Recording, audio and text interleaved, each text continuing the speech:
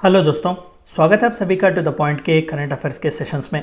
हम पिछले चंद दिनों से इंटरनेशनल एनवायरमेंटल कन्वेंशंस, एग्रीमेंट्स और ट्रीटीज़ के बारे में बात कर रहे हैं। तो आज के इस वीडियो में हम बहुत ही इंपॉर्टेंट और बहुत ही क्रूशियल एक इंटरनेशनल कन्वेंशन के बारे में बात करेंगे, जो कि United Nation Convention to Combat desertification है। UNCCD इसे कहा जाता है।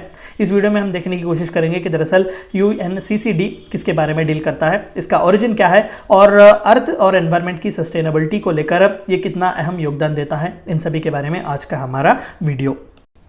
सबसे पहला जानने की कोशिश करते हैं कि डेजर्टिफिकेशन होता क्या है। देखिए, डेजर्ट्स का एक्सपैंड होना डेजर्टिफिकेशन नहीं है। ऑलरेडी फर्टाइल लैंड को डेजर्टिफाई करना या फिर उन्हें डेजर्ट कर देना या फिर उन्हें यूजलेस अनफर्टाइल तौर पर जो है उनका रेंडर करना, इसे जो है डेजर्टिफिकेशन कहते हैं। तो कई लोगों में गलत नोशन है कि भाई डेजर्ट्स एक्सपैंड होते हैं, तो डेजर्ट्स एक्सपैंड नहीं होते। ऑलरेडी जो फर्टाइल सॉइल, फर्टाइल लैंड होते हैं, उसे जो है इनफर्टाइल बना दिया जाता है। तो आइए इसके बारे में थोड़ा बहुत जांचते हैं। Desertification is a process by which the biological productivity of dry lands, that is arid and semi-arid lands, is reduced due to natural or man-made factors।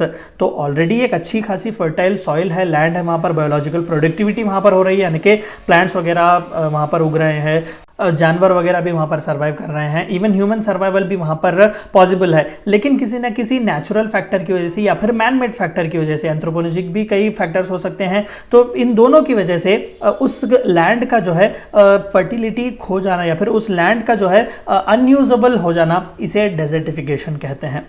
Desertification does not imply the expansion of existing deserts. जैसे कि मैंने पहले ही कहा कि desserts expand नहीं होते। जो already biological productivity जो लैंड होती है वो कम हो जाती है, भले ही नेचुरल फैक्टर्स और ड्रॉट वगैरह आ जाते हैं, इनएडिक्वेट रेनफॉल होता है, या फिर मैन मेड फैक्टर्स भी हम कह सकते हैं। इंफ्रास्ट्रक्चर बनवाने के लिए कई बार फॉरेस्ट को जो है काटा जाता है, डिफॉरेस्ट किया जाता है, इससे भी जो है बहुत ही बुरी तरीके से दबाव पड़ता है लैंड पर। कई बार टॉक्सिक मटेरियल, वेस्ट मटेरियल भी कहीं पर डंप कर देते हैं, इससे भी लैंड की फर्टिलिटी, प्रोडक्टिविटी कम होती है।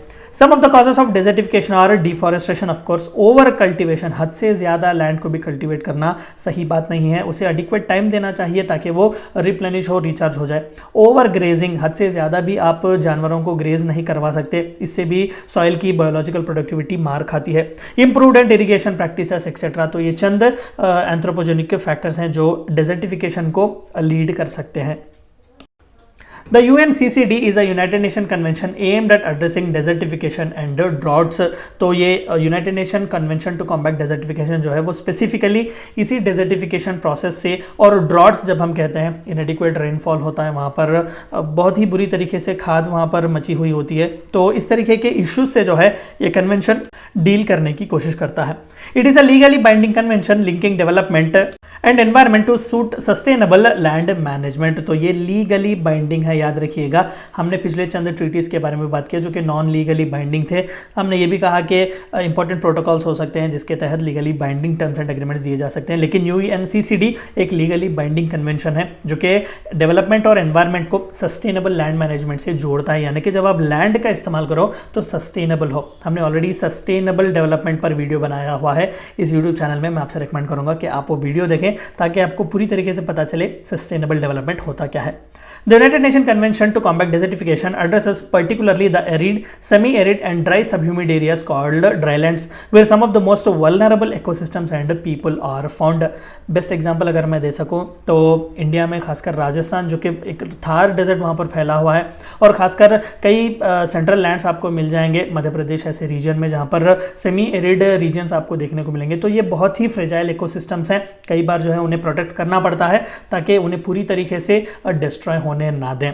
The convention was drafted and open for signing in 1994. It became effective in 1996 after receiving 50 ratifications। हमने United nation framework convention on climate change में ही बात किया हुआ था। रियो कन्वेंशन 1992 में ही 3 सिस्टर एग्रीमेंट जो थे वो साइन किए गए थे। सबसे पहला तो UNFCCC, दूसरा United Nation Convention on Biological Diversity, और तीसरा जो है United Nation Convention to Combat desertification. तो ये 3 सिस्टर कन्वेंशन इसे कहा जाता है। 92 में ही जो है इसके ऊपर मंथन चलाई गई थी, डिस्कशंस किए गए थे, और 94 में इसे साइन करने के लिए, इस ड्राफ्ट को जो है, इस कन्वेंशन को ड्राफ्ट करके इसे साइन करने के लिए रखा गया था।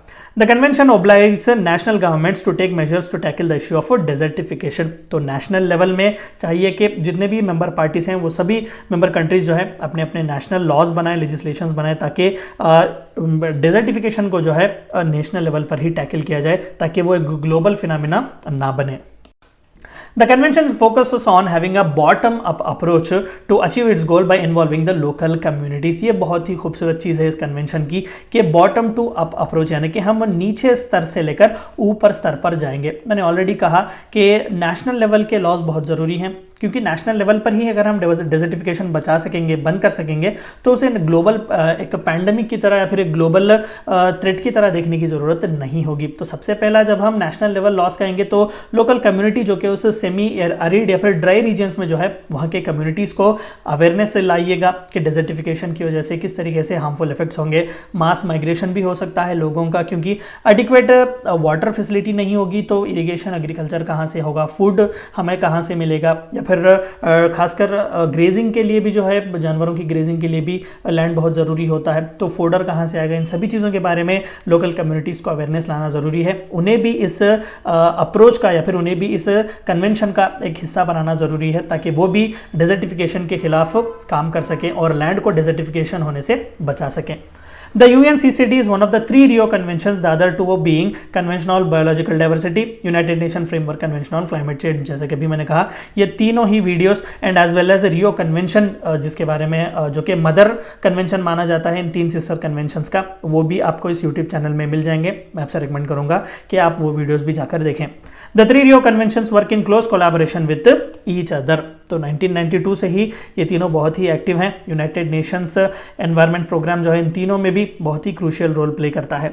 To spread the word about UNCCD, 2006 was declared as International Year of Deserts and Desertification। तो एक सीरियस मैसेज देने के लिए कि भाई डेजर्टिफिकेशन, ड्रॉट्स जो है वो बहुत ही सीरियस प्रॉब्लम है। जैसे कि मैंने UNFCCC के वीडियो में कहा कि 1960 से 70s तक जो है हमें पता भी नहीं था कि ग्लोबल वार्मिंग चल रहा है, एनवायरनमेंट में चेंज आ रहा है, क्लाइमेट चेंज आ रहा है, क्योंकि चंद इंडस्ट्रियलाइज्ड कंट्रीज जो थे वो बहुत एडवर्सली इस्तेमाल कर रहे थे एनवायरनमेंट को। वो खुद को तो डेवलप कर रहे थे but at the cost of someone else's sustainability. तो 2006 में एक मास अपील की गई थी और इसे international year of deserts and desertifications की तरह अनाउंस किया गया था। ये थी चंद बातें आपको जाननी थी United Nations Convention to Combat desertification के बारे में। Thank you for watching my video.